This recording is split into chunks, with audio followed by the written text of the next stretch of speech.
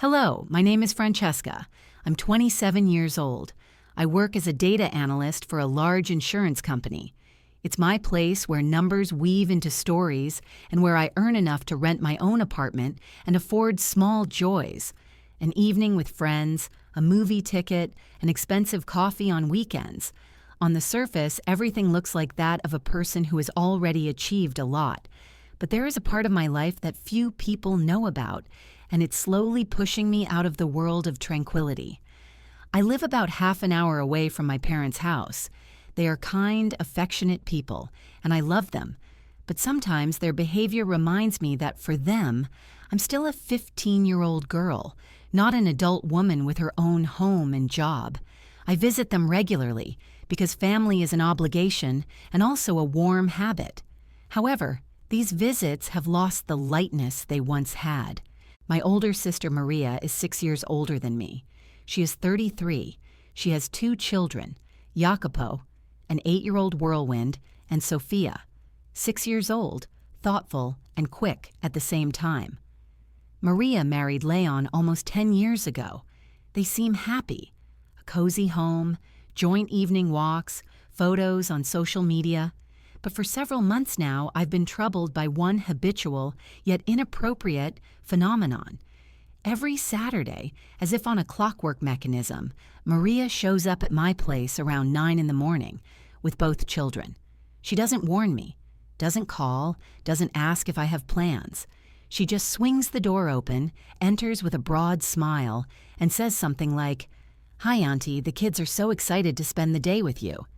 Then, without long goodbyes, she kisses the children, assigns responsibilities between us, and leaves, promising to return only in the evening, sometimes by 8, sometimes by 9. Meanwhile, Leon and Maria go off into their adult world, movies, expensive restaurants, shopping trips, wherever they please. I, however, remain locked in the apartment with 2 hyperactive beings for 12 hours. It goes on and is exhausting. I tried to talk to Maria 3 months ago. On a Sunday morning, worn out from another day with the kids, I decided I had suffered in silence long enough. I dialed her number and tried to be as polite as possible. "Maria, let's talk about the Saturdays. I love spending time with the kids, but I need to be able to plan my weekends, to be alone sometimes." In the silence on the other end of the line, first, her silent gaze seemed lost, and then resentment crept into her voice. "Francesca, I can't believe you're being so selfish," she said. "This is what family does. Leon and I work so much, we hardly see each other. We don't have time to take care of the kids on weekends. You don't have children, you don't have a husband. What are you busy with on Saturdays?" I explained that I sometimes want to date someone, see friends, allow myself to just recover from a week of work, but my words drowned in her reproaches. "You're being ridiculous. Jacopo and Sophia adore you. You're like a second mother to them." I heard in this both a falsification of care and the drawing of boundaries that were convenient primarily for them.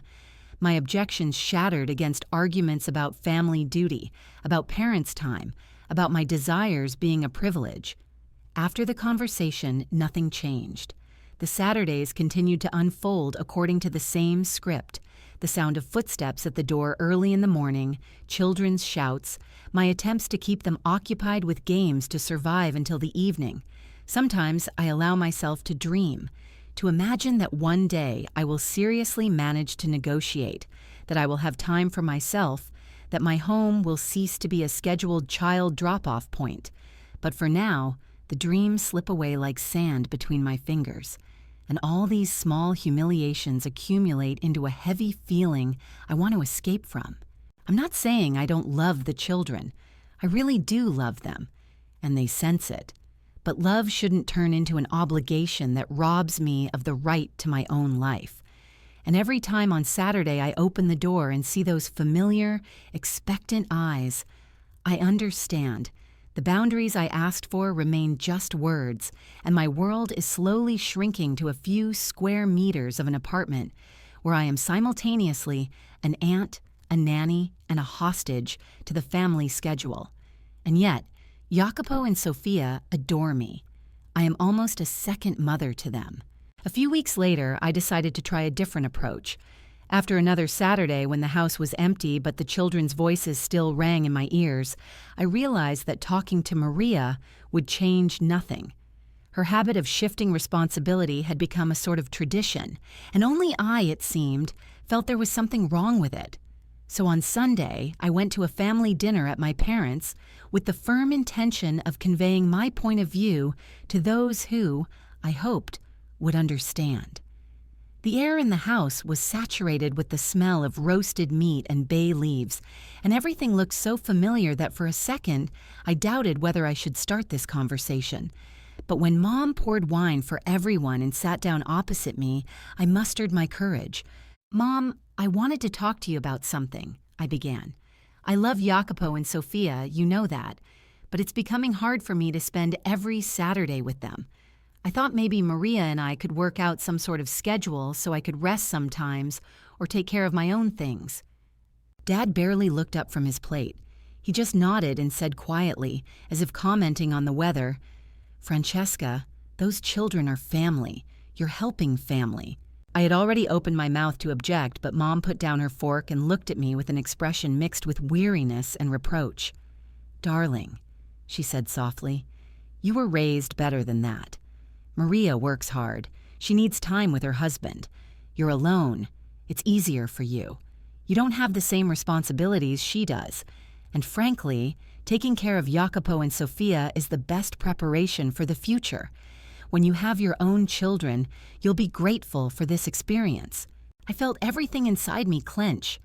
"But Mom," I said, trying to stay calm, "what if I want to date someone or just go out with friends on a Saturday? It feels like I'll never get a break." Maria, who had been sitting nearby in silence until then, finally intervened. Her voice sounded overly confident.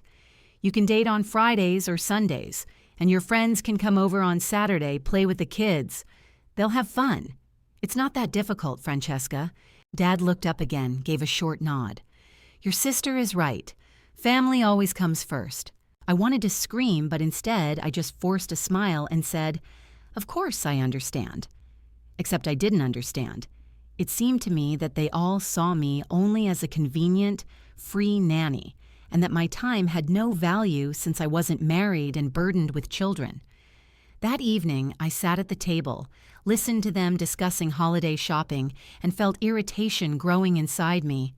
I felt a thin thread of love for my loved ones pulled taut between us, ready to snap at any moment. I was angry at my parents for so easily taking Maria's side, without even trying to understand how I felt. At Maria herself, for her cunning confidence and her ability to make everyone believe that everything happening was natural. And, worst of all, I caught myself starting to get angry at the children, at Jacopo, for his noise and endless questions, at Sophia, for her tears when she couldn't find her favorite doll. This realization burned me with shame. A few weeks passed. The pre-Christmas bustle hung in the air. The streets were decorated with garlands. Shops played endless versions of Christmas carols, and I felt increasingly like a stranger in this cozy, festive noise. One day, about 3 weeks before Christmas, I was at work trying to focus on a project. Tables and numbers flickered on the screen, but my thoughts were scattered. Then the phone rang. The display showed Mom. "Mom, hi," I said, trying to sound cheerful. "Hi, darling." Her voice sounded excited but affectionate. "I'm calling about Christmas. This year we're having a big celebration. Your Aunt Linda is coming with her 3 children. Uncle Mike with Aunt Sarah will be there too. They have 2. And, of course, Leon's parents, his brother with his family." She paused as if counting in her head. "That's another 4 children." I quickly calculated. That made about 25 people total. Even for our family, that sounded large. "Sounds fun," I said cautiously. "Mom, what should I bring?" She was silent for a second, and in that silence, I already felt the conversation was turning into something unpleasant.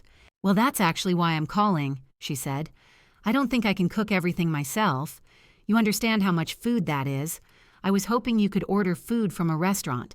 Good catering, enough for everyone." I froze. Something unpleasant prickled in my chest. "Mom, catering for 25 people? That's expensive." "I know, sweetie," she replied hurriedly, "but you're doing so well with your job. You have a stable income. And the others, well, everyone has difficulties right now. Leon lost a contract. Maria is saving money. Your father has been complaining about expenses, too." She said all this softly, in an almost apologetic tone, but there was no doubt in her words. The decision had already been made. I listened to her and felt the familiar wave of weariness rising inside me again. Not a request, an expectation, not care. A habit of assuming my can always means should. I wanted to say no. I wanted to tell her that even if I have a good job, it doesn't mean I have to pay for the Christmas dinner for everyone else. But this was family and Christmas, and I heard the tension in her voice that broke any resolve to object. I heard the expectation of help from me slipping through her words, as if my financial stability automatically meant my willingness to cover collective expenses. I closed my eyes for a minute and replied softly, so as not to escalate the situation. "Okay, Mom, I'll take care of the catering." Her gratitude burst through the receiver like a bubble. "Oh, thank you so much, darling. You're such a good daughter. I'll send you a list of everyone's favorite dishes." Hanging up, I remained sitting at the table, and the air around me seemed thick with expectation. I calculated in my head, $2,000 for a Christmas dinner, the planning and payment for which I hadn't even discussed with the others. It wasn't a request, it was a directive, presented as a trusting request. An unpleasant feeling of resentment tightened in my chest, but I extinguished it like a candle, telling myself it was just this once, that it would make everyone happy and buy family peace. I placed the order, catering from the Romano restaurant, put down a deposit of $1,200, and tried not to imagine the final bill. Reports and graphs flashed at work, but the thought of the holiday with everyone around the table laughing brought a quiet joy for a while. I even allowed myself to imagine that Christmas would be warm and flawless. Then, exactly a week before the holiday, I was at the office working on a data analysis report when the phone rang. The display showed the name Sarah Romano. I answered with businesslike politeness. "Ms. Martinez, this is Sarah from the Romano restaurant. I'm calling about your catering order for Christmas Eve." Her voice was soft but held a note of concern. "Hello, Sarah. How are you? I'm very sorry, but we have a problem with one of the dishes. Our supplier has issues with the honey-glazed ham. We won't be able to provide it. We can offer roasted turkey instead at the same price. Would that be acceptable?" I was pierced by slight disappointment. The ham was a family tradition, but I tried to stay positive. Let me check with the family. Can I call you back?" "Of course. Just let us know as soon as possible." I hung up and immediately started calling my relatives to coordinate the replacement. First Mom, voicemail, Dad, too. Maria. Her phone switched to voicemail as well. Either everyone was busy or conveniently unreachable at the same time. It seemed the universe had performed a convenient trick. Just when I needed the family, they became unreachable. I didn't waste time and went to my parents after work. Someone was sure to be home. I arrived around 4:15 p.m., took my key, and, as usual, entered the house. The warm smell of a home-cooked dinner enveloped me, the scent of stewed meat and aromatic herbs, and for a moment I felt the familiar coziness. But it dissipated like smoke when I heard my mom's voice in the living room. She was speaking loudly on the landline, as if trying to share joy with the whole world. "Oh, Linda," I heard. "Francesca will be perfect for looking after the children. Don't worry about coming up with entertainment for them." I froze in the hallway because the words, in her tone, meant not just a casual discussion of Christmas plans, but an assignment of duties.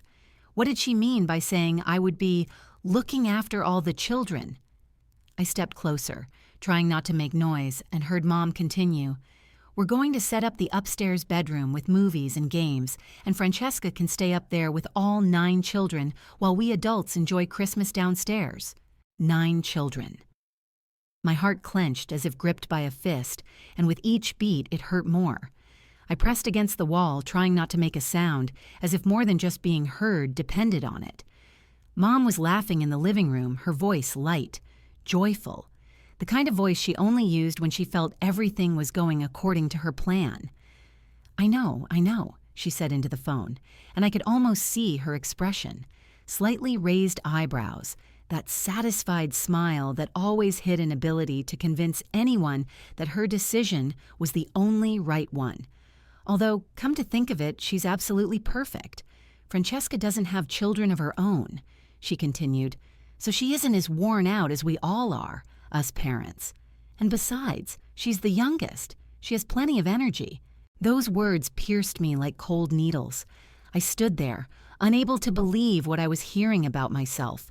They had decided all this in advance, discussed it, reasoned it out, and assigned roles, and didn't even deem it necessary to tell me.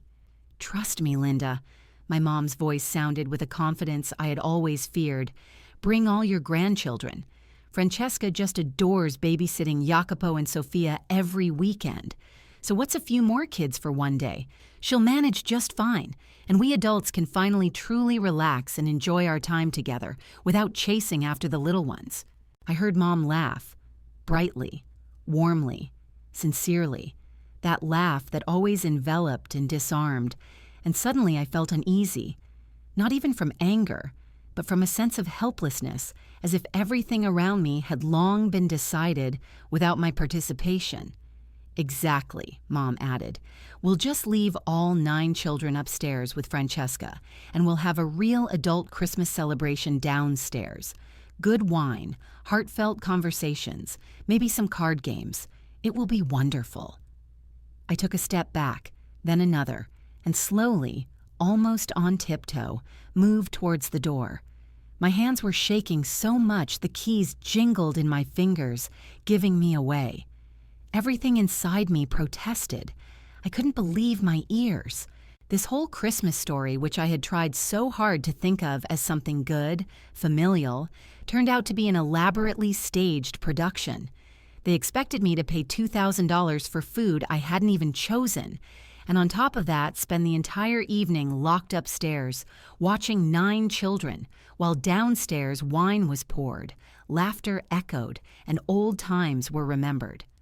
I listened as Mom finished the conversation and knew she would come out of the living room any second. I quietly opened and closed the front door to mimic my arrival. "Mom, I'm here," I called out, trying to keep my voice even. A second later, she appeared in the hallway, with a broad, forced smile I hadn't seen since childhood. "Oh, Francesca, darling, what a nice surprise. What brings you here tonight?" Her voice had that same awkward politeness usually used to cover anxiety. I replied as calmly as I could, almost expressionlessly. "The restaurant called about the Christmas catering. They can't do the honey-glazed ham anymore. They're offering to replace it with roasted turkey. Is that okay with everyone?" Mom nodded as if the question was about the weather. "Oh, of course. Turkey is wonderful. Very Christmassy. Do what you think is best, dear." I looked at her. At that ease, the calmness with which she spoke the words, and realized everything was already decided. I turned around, walked out, got into my car. My hands were shaking as I placed them on the steering wheel. For a few minutes, I just sat in the driveway, feeling anger and pain intertwining inside, unable to either drive away or stay. I felt sick from the injustice, from the powerlessness, from how natural it was for them to manage my life. They had planned it all behind my back. I was supposed to pay for the party, entertain the children, and miss the party itself. I imagined being upstairs in a stuffy room, 9 pairs of eyes watching me, waiting for me to figure out how to keep them occupied, while downstairs the clinking of glasses and the smell of wine would remind me that real life was happening there. I saw myself as if from the outside, locked away, tired, uncomplaining, the eternal Aunt Francesca who does everything for others. And worst of all, I realized they didn't even think it necessary to ask. No one thought to ask if I wanted to spend Christmas watching 9 children. No one asked if I was tired, if I just wanted to be part of the family, not its supporting backdrop. They just assumed I would do it. After all, I always do. Whenever needed, whatever is needed. When I got home, I was literally shaking with anger. Every movement was sharp, as if an electric current was stuck in my body. I paced the apartment back and forth like an animal in a cage, and the longer I moved, the more the rage grew. And it wasn't just about Christmas. It all became the last straw, the final confirmation of how my family truly sees me. Not as an adult woman building her own life, making decisions, paying bills, and capable of taking responsibility for herself, but as a free babysitter who happens to earn well, available to be used under any pretext. I remembered every Saturday morning when Maria appeared on my doorstep, without warning, without asking, with Jacopo and Sophia, and with that unbearably bright expression saying, "The kids are so excited to see their aunt." And I, as if on command, smiled back, made cocoa, turned on cartoons, hid my irritation under soft words. And now it seemed all those Saturdays were preparation for a much bigger deception. I thought about my parents, how they always took Maria's side, as if I weren't a second daughter but her subordinate. As soon as I dared to say even once that I was tired, that I wanted a weekend to myself, they would look at me with reproach, as if I had betrayed the very idea of family. And now, this trap, thought out to the smallest detail. Pay, arrange, babysit, and then smile on top of it all. I felt the anger inside me growing and turning into something heavy and solid. And suddenly I understood. Enough. I am no longer obliged to play the role assigned to me. It's over. I grabbed the phone, scrolled through the call list, and dialed the number for the Romano restaurant. A polite female voice answered on the other end. "Romano restaurant. How can I help you?" "Hello, this is Francesca Martinez. I placed a large catering order for Christmas Eve." The voice immediately became animated. "Yes, Miss Martinez. Have you decided about the turkey substitution?" "Actually, I need to cancel the entire order." There was a pause. Long, almost awkward. "Cancel everything?" they repeated. "But Christmas is only a week away." "Yes, please cancel everything." There was the sound of rapid keyboard typing on the other end. "All right, but an administrative fee will be deducted from the refund. You'll get back approximately $1,000. "That's fine. Just cancel the order as soon as possible." "Okay, we'll process the request. The funds will be returned within 3 to 5 business days." "Thank you." I hung up and froze, holding the phone in my hand. My heart was pounding as if after a long run. A mix of relief and panic swirled inside me. I had just derailed the Christmas dinner for 25 people, and none of them knew it yet. I sank onto the sofa and stared at the screen, unable to collect my thoughts. And then, like a flash, I remembered. About 3 months ago, Jessica, my college friend, had called. We shared a room in our freshman year, and even when life scattered us to different parts of the country, we kept in touch. She moved to Colorado, got a job at a tech company, and her social media page always looked like a postcard. Mountains, snow, skiing, campfires, glowing faces. Back then, in September, she had said to me on the phone, "You have to come to us for Christmas. My family has a cabin in the mountains, cozy with a fireplace. We go skiing, drink hot chocolate, decorate the tree. It's magical." I remember laughing then and refusing without even thinking. "Sounds amazing, Jess, but I always spend Christmas with my family." And now, sitting in my empty apartment, amidst a silence that roared louder than any noise, I suddenly realized how foolish my response had sounded then. Family. The family that saw me only as a resource. That conversation now seemed like a sign, sent from above, as if someone had given me a second chance at my own Christmas. I opened my contacts, found her name, and without giving myself time to reconsider, pressed call. Jessica answered almost immediately. "Francesca, oh my God, it's so good to hear from you."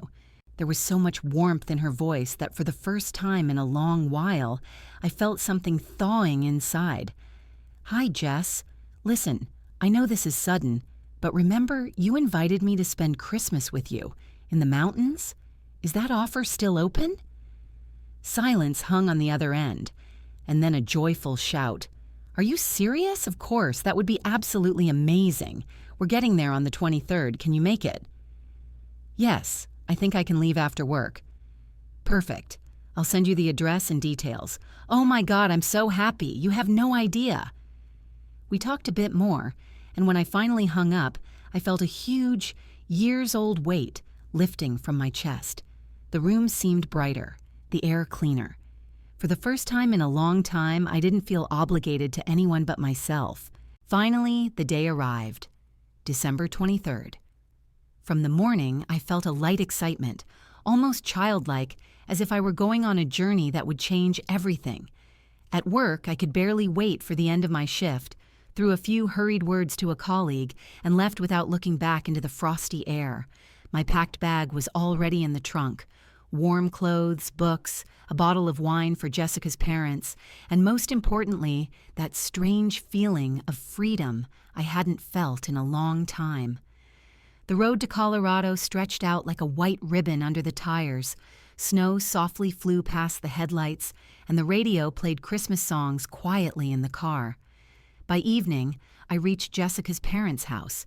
It was around 8 when I parked at their entrance, and the light from the windows greeted me with a warmth I hadn't felt in many winters.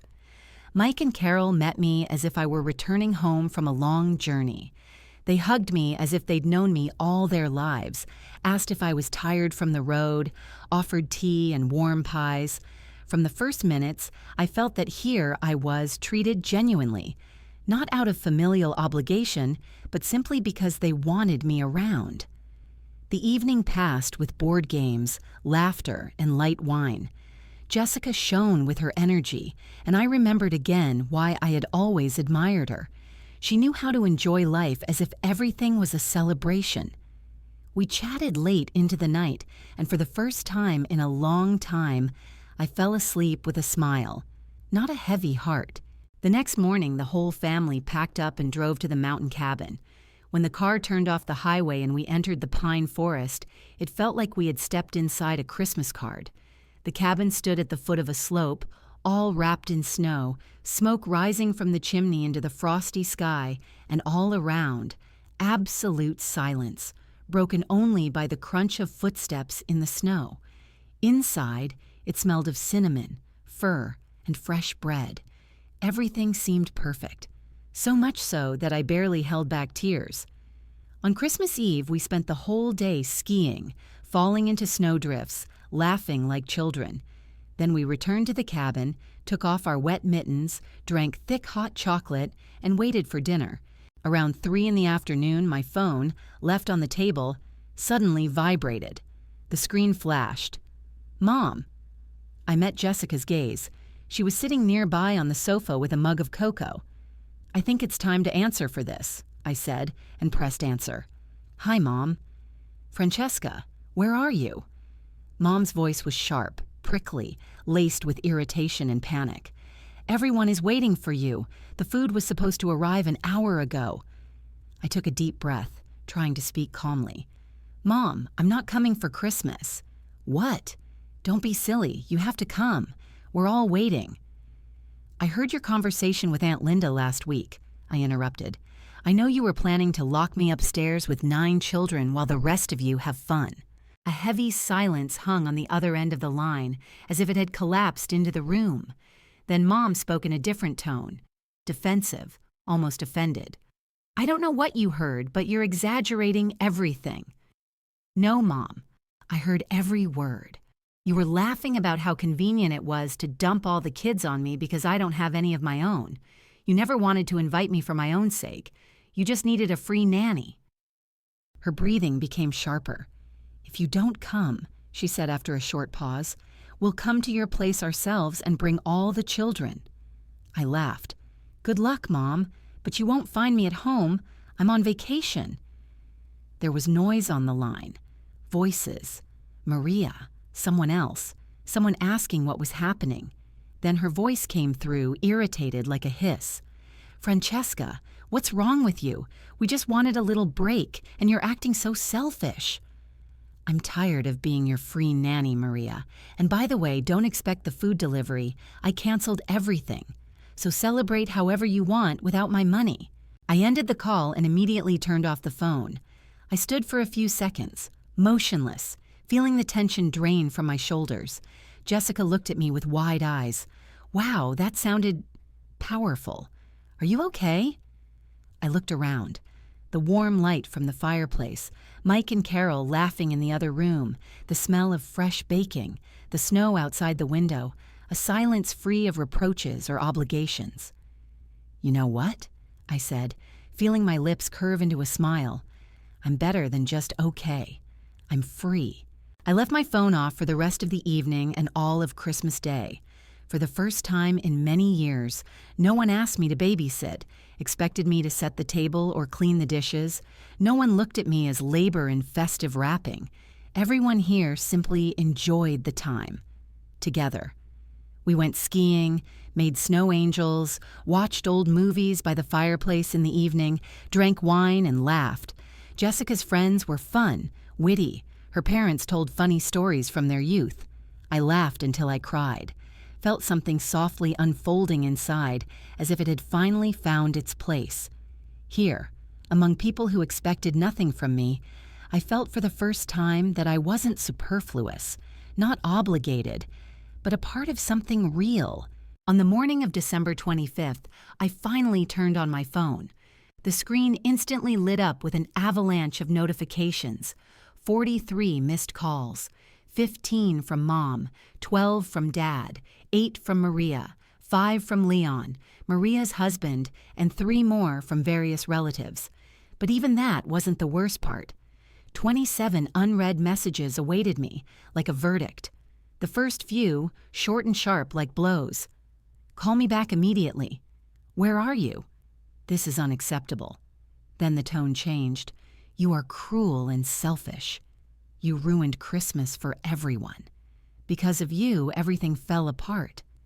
Each word was like a drop of poison, carefully measured and aimed precisely to induce guilt. Then came messages from Maria. They were longer, more emotional, and much nastier. I can't believe you did this to us. We were running around the shops at the last minute trying to buy something, but everything was sold out. We had to get leftovers from some awful cafe. Then messages from Leon. Your sister is crying. The kids are asking where you are and why there's no Christmas dinner. Even my father wrote, briefly but painfully accurate. We spent Christmas in a terrible mood. The kids were disobedient, running around, screaming. Everyone is tired. It's all your fault. I read them all, one after another, and to my own surprise, felt not the slightest remorse. Instead, a quiet, almost soundless laugh rose within me.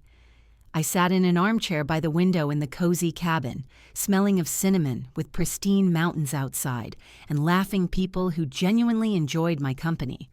I laughed at how my family's carefully constructed manipulation had collapsed like a house of cards. They wanted me to spend the holiday in chaos, surrounded by 9 screeching children, and ended up hostages of their own plan. Without food, without peace, without me. After Christmas, I stayed at the cabin with Jessica and her family for another 3 days. We skied on the morning snow, played board games, sat by the fireplace in the evening listening to the fire crackle. I didn't have to do anything out of a sense of duty. I simply lived. When December 28th came, I felt a slight sadness at saying goodbye and an incredible calm inside. I packed my things, thanked Mike and Carol for their hospitality, and drove back to the city. The road was long but strangely easy. The snow glistened in the sun, the radio played old Christmas songs, and I caught myself thinking that I hadn't felt such inner quiet for a long time. The phone vibrated occasionally on the passenger seat, but I didn't touch it. Let it. It was surely Mom or Maria, with new accusations, attempts to make me apologize. But I wasn't ready for that conversation yet. Or maybe I was finally not obliged to be ready. On the morning of the 29th, I woke up in my apartment, well-rested and calm. For the first time in many years, I poured coffee into the pot, inhaled that bitter aroma, and felt almost cheerful. As the water was boiling, someone knocked sharply on the door. Not a light, polite knock. No, it was a bang, imperious, demanding, as if someone had come to demand a report. I froze, holding the cup, and quietly approached the door, looked through the peephole, and my heart, for some reason, didn't even flutter. Mom, Dad, Maria. All three stood in the corridor like three figures from a scene I knew by heart. Their faces were tense, eyes full of indignation. I took a deep breath and opened the door. "Hello," I began, but Mom didn't let me finish. "Don't say hello," she cut me off, and without waiting for an invitation, walked in as if it were still her territory.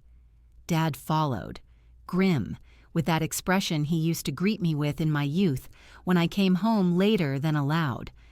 Maria came in behind, her face contorted, pressing her hands to her chest as if holding back outrage. The three of them stopped in the middle of the room. "We need to talk," my father said in a low, cold voice, and from that tone, something pricked in my chest, a memory of an old fear from which I thought I had freed myself. "All right," I said calmly, though inside I was still trembling with tension, like a taut string. I closed the door behind their backs and turned to face the trio now standing in the middle of my living room. "Let's talk." Mom immediately stepped forward, clenching her hands as if holding back a surge of emotion. "How could you do this to us, Francesca?"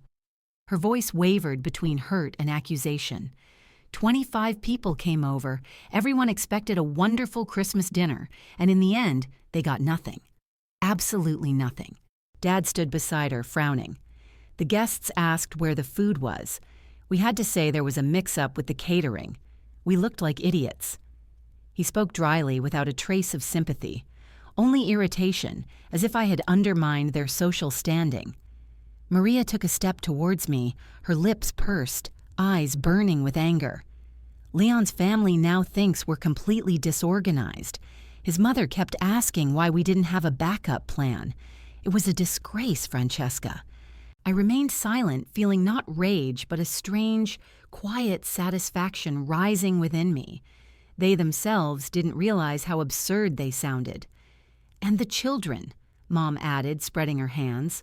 All 9 children were running, screaming, breaking toys, fighting. It was chaos, total chaos. For a moment, I wanted to smile. "Gosh, that does sound awful," I said with a light sigh. "Having to watch a bunch of kids when you just want to celebrate Christmas. Can't imagine how exhausting that must be." "Don't you get smart with us, young lady," my father interrupted sharply. "You know perfectly well what you did." I met his gaze calmly. "Yes, I do. I simply decided not to be your free nanny and personal catering organizer for Christmas." A tense silence fell in the room. Mom winced as if from a slap. "You are our daughter," she said quietly with strain. "You are supposed to help the family." "Help?" I laughed shortly, without joy. "Of course, help, when help is needed. But you didn't want help, Mom. You wanted me to pay for everyone's dinner and then spend the holiday upstairs watching 9 children while you all had fun downstairs. That's not help. That's being used." Maria flared up as if my words had ignited something long accumulated. "You're so selfish, Francesca. We work all week. We have families, children, responsibilities. We deserve a little break during the holidays." I nodded slowly. "And I don't work hard?" I asked calmly. "I don't deserve a break?" Maria threw up her hands, her voice breaking. "You don't have children. You don't understand how hard it is." "You're right," I replied. "I don't have children. And that's precisely why I'm not obliged to spend Christmas looking after other people's. This is a time when family should be together, not when one person becomes a servant for all the others." Mom sobbed, covering her face with her hands. "Because of you, we can't face the relatives anymore," she whispered. "Everyone thinks we're terrible hosts. Aunt Linda said she'll never come for Christmas again. Uncle Mike's family left early. Everything fell apart." Dad shook his head. "They said it was too chaotic and that we don't know how to organize holidays. Leon's brother asked if such disasters always happen in our family." Maria took a step back and looked at me with a despair she apparently mistook for righteous anger. "I didn't know what to tell them," she whispered. "You just made us look like idiots." I looked at the 3 of them. My mother with reddened eyes, my father with his lips pressed into a thin line, and my sister trembling with indignation. They stood in my living room, in my home, accusing me of their own manipulations, their own failure, the chaos they themselves had created. And suddenly, I felt remarkably calm. "You know what?" I said finally in an even voice. "I don't care." Mom looked up at me, her eyes full of horror. "What did you say?" "I don't care that your Christmas was ruined. I don't care that the guests left early. I don't care that you were embarrassed." "How can you say that?" Mom whispered, as if I had said something unthinkably cruel. I took a step forward. "Because you've been using me for years, and I've had enough." The words came out of me on their own, becoming firmer, clearer, truer, with each moment. "Every Saturday," I continued, "Maria drops her kids off at my place without warning because she needs a break. Every holiday you expect me to pay for everything, cook, clean, entertain the children, and then smile and say, 'Thank you.' You never once asked if I wanted this. Never once considered that I have a life too, desires, fatigue." "We are your family," my father said, looking at me with heavy reproach, as if that one word should erase everything that had happened over the past weeks. His voice sounded muffled, but behind it was the firmness I had been accustomed to since childhood. "In a family, you don't manipulate each other," I continued. "You don't conspire.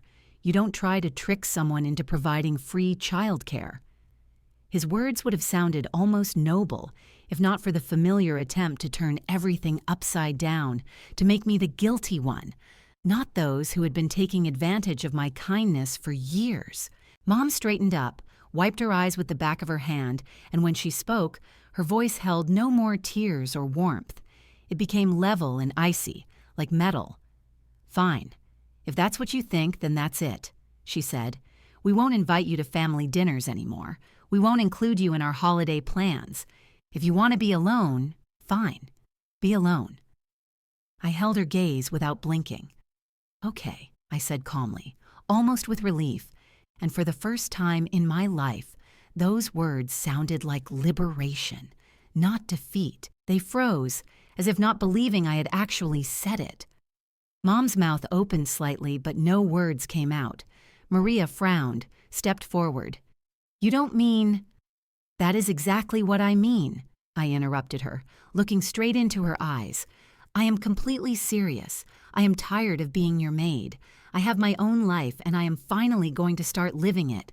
Mom narrowed her eyes, and a flicker of something almost like pity crossed her gaze. Not for me, but for herself. "You'll regret this," she said quietly, like a prophecy. "When you're older and alone, you'll remember this moment and regret pushing your family away." I sighed, feeling something old, caked with years of resentment, leave me with each breath. "The only thing I regret is not standing up for myself sooner." My father turned sharply, his face turning to stone. "Let's go," he snapped shortly. "She's made her choice." They moved towards the door, and only Mom, already on the threshold, turned back one last time. Tears glistened in her eyes again. Not real, not hot, but the kind that appear when a person doesn't get their accustomed control. "Don't come crying to us when you realize what you've lost," she said quietly, almost hissing. I looked directly at her. "I won't," I replied, and I knew I said it not out of stubbornness, but from an inner peace I had never known before. When the door slammed shut, the room seemed empty, but not in the oppressive sense that loneliness leaves, but in a liberating one. The air felt lighter, the space wider, the walls stopped pressing in.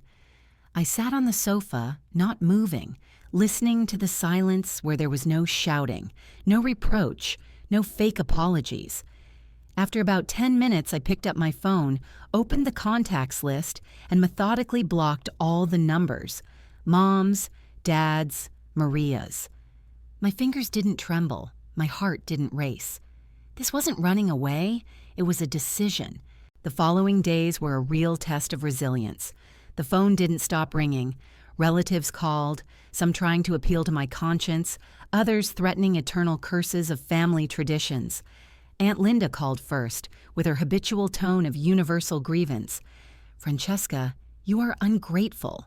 Your parents tried their whole lives for you." I silently pressed end. An hour later, Uncle Mike called, and his deep voice uttered a phrase that would have hurt me once. "You're breaking your mother's heart." I only replied with a short goodbye and hung up. Later, my cousin Diana called, the soft one, always the mediator, and started saying I should apologize, that family is sacred. But for me, sacred had ceased to be a synonym for sacrifice. I hung up without letting her finish. 2 months have passed since that ill-fated Christmas. I haven't heard from my parents or Maria.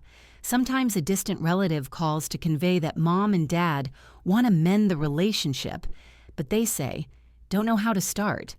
And each time I give the same answer. I will talk to them when they are ready to admit that they used me for years as a free nanny and didn't see me as an adult. Until that admission happens, there can be no conversation. And you know what? In these 2 months, I've felt more alive than ever before. For the first time in many years, my weekends belong only to me. I can sleep until noon without expecting a call from my sister asking me to babysit. I can go to the park, meet friends, spend a day reading or just doing nothing without feeling guilty. There is room in my life for silence, for lightness, for myself. I started dating someone, and surprisingly, for the first time, I'm building a relationship not out of a sense of duty, not from a fear of disappointing someone, but from a desire to be close. I like that I have time. Time for laughter, for walks, for conversations about a future in which I owe nothing to anyone except honesty. Sometimes, in the evenings, I think that Mom probably still believes family is what you must sacrifice yourself for, but I finally understood. A real family doesn't demand sacrifices. It creates a space where you can be yourself, and if I had to destroy everything for that space, then it was worth it. Now I live not by others' rules, but by my own. I am free. And for the first time in many years, that word sounds not like a challenge, but like the truth.